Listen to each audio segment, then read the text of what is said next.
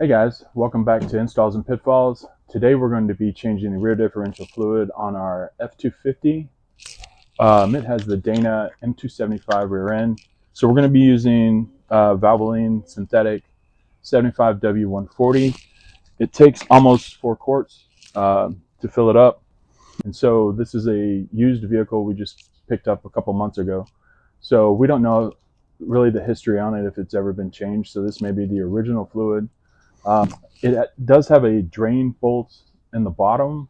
What we're going to do is loosen that bottom bolt, see what comes out. If it's black, we're going to take the whole cover off and put a new, sealant and everything in it. If it's clear, like it's just been changed in the last, year or so, we're just going to do a drain and fill. So what you're going to need is your 4 quarts of gear oil. We may or may not use this gear oil Permatex. This is supposed to be the best for differentials. We're going to need a 3/8 ratchet. We're going to be using a 1/2 inch with a 13 12-point socket, 13 millimeter 12-point socket. And these bolts are 30 foot-pounds, so we're just going to use an extended ratchet for that. And then to finish up, we'll also need a torque wrench. Okay, so follow along with us and see if we're going to pull the whole pan off or if we're just going to do a drain and fill. Okay guys, now that we're underneath the truck, this is our rear differential cover here. As you can tell by it's got 14 bolts, which means it's the Dana M275. We have the 430 gear ratio, and that shows us right here on your tag. If you ever need to know what rear end gears you have, if you've got the tag, then it'll come off on there. So this is our fill plug. You always want to remove this first to make sure that you can refill it. Because if you drain it first and this thing is stuck or stripped or anything, then you're going to be screwed. Okay, so this is a square drive 3/8. You can use your ratchet just directly onto it. I'm going to use an extension, but you don't have to.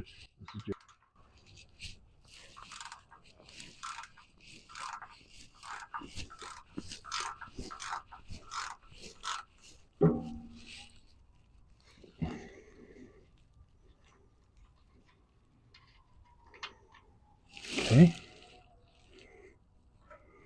It smells pretty bad, which they normally do. It's not an indication of exactly if it's bad or not. We'll dip our finger in there, and that looks very clear. So that's an indication that it's been serviced pretty recently. So that's a great sign for us. If yours is black, that's not such a great sign for you. That means you're going to have to pull all 14 bolts off and clean it out, replace the gasket. So we're going to go ahead, and this is the bolt that is also the drain. So we're going to remove this and let this drain down, and go ahead and take a look at our oil. So this is a 13 millimeter, and it's 30 foot-pounds. So it's going to take a little bit of force to get off.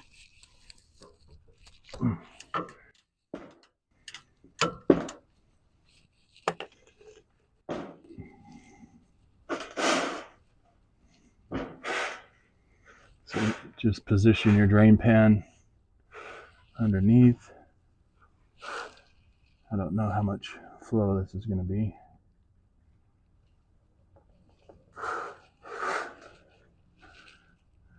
So yeah, like I said, that's pretty clear.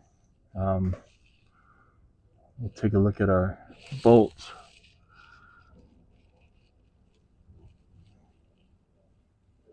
Looks good. So they've used a thread sealer on this. So what we're going to do is clean the threads, get the bolt sealer off as good as we can. Okay, while we're letting that drain, we're going to go ahead and remove the sealant from our little bolt here. It's got a big blob here on the end. We're just going to pull that off. And I've got a little wire wheel hooked up to my drill, and we're just going to just gently wire wheel all the sealant off of it. Always wear eye protection.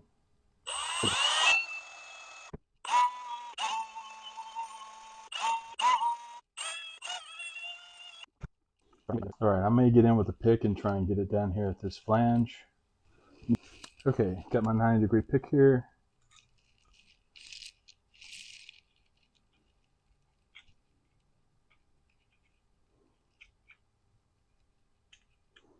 You just want to get as much of it off as you can, just to ensure that you're going to get a good seal on the way back in.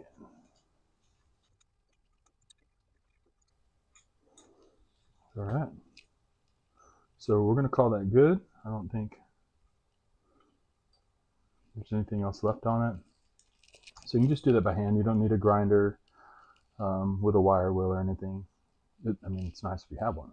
But I don't have one. So anybody should be able to do that.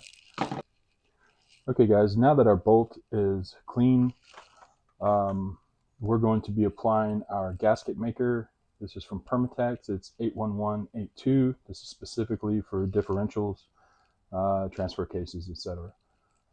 So we're just going to put a little blob around this down here to make sure that we get a good seal, and that should make it where we don't have any leaks. Okay, guys, we're going to go ahead and wipe this clear here, get any of that gasket off that was on there before. Still have a little bit coming through the oil. Okay, so we're going to use a little brake clean on our bolt.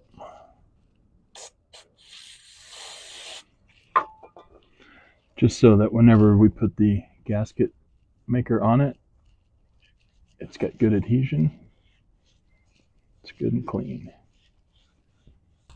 All right, so we've got our gasket maker here.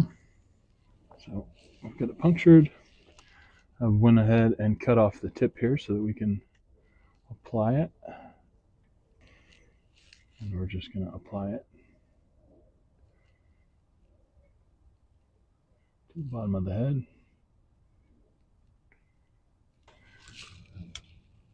And we're going to try and do this quick.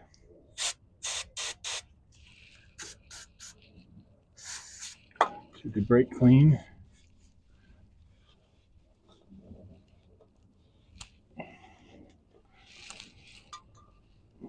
Clean the area.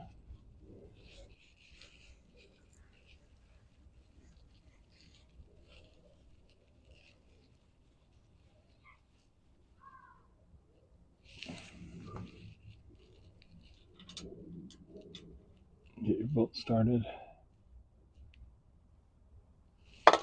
I'm just going to clean right underneath it.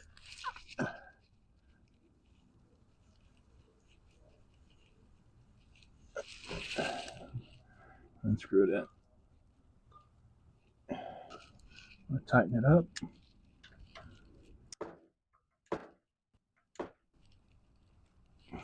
Okay, so we've got our torque wrench, and this is going to require 30 foot-pounds.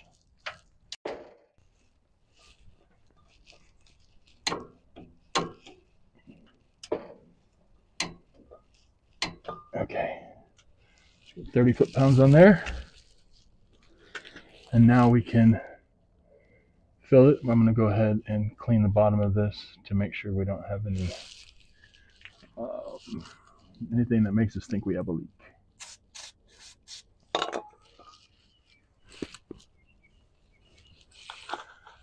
Okay, everybody, now that we've got the bottom part plugged up, we're going to go ahead and install the fluid. We pre-cut our nozzles.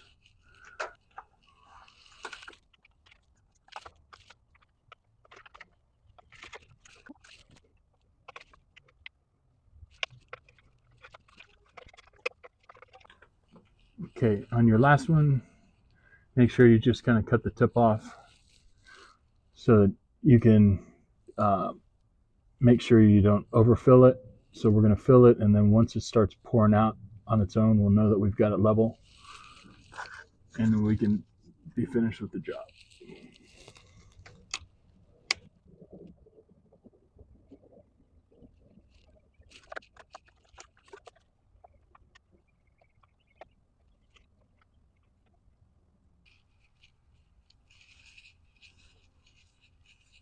Okay guys, so now it's dripping on its own, which means that we're at our full.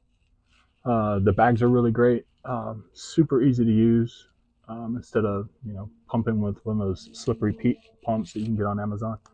I've done that on my 4Runner, and it was a beatdown. I mean, it's doable. It just everything is harder on camera, so maybe it's a little bit, maybe I'm a little biased. But and then this last bag was kind of leaking, which was kind of giving us an issue at the nozzle. So, but we've got positive fluid coming out, so that means we've got a good level. So we're going to stop here. We're going to clean the threads on our plug and put some more thread sealer on it and reinstall it. Okay guys, so our fill plug, it used thread sealant, and this has PTFE in it. So we've cleaned this off. So we're going to go ahead and add our thread sealer to our fill plug.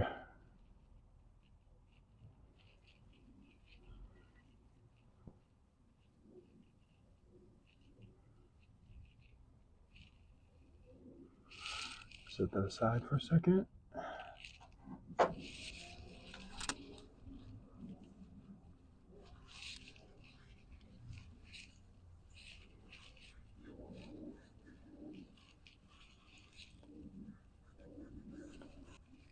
Make sure it's dry.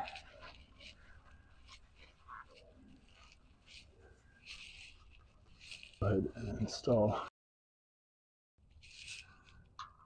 our fill plug.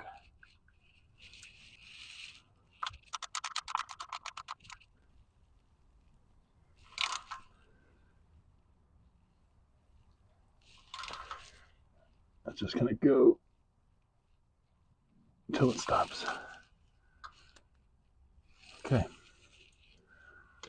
So let that sit for a little bit. We're going to go ahead and clean off the cover. And then that'll be it for the changing of the rear differential. Again, we were lucky that even though this is a used truck to us, we didn't know the maintenance history of it. So they had actually, not too long ago, I would assume, changed out the oil. So we were just able to use the drain plug and do a drain and fill. Yeah, so this will be it for our rear differential. We really appreciate you guys watching, sharing, liking it, telling people about it. Really helps the channel. We'll catch you on the next one.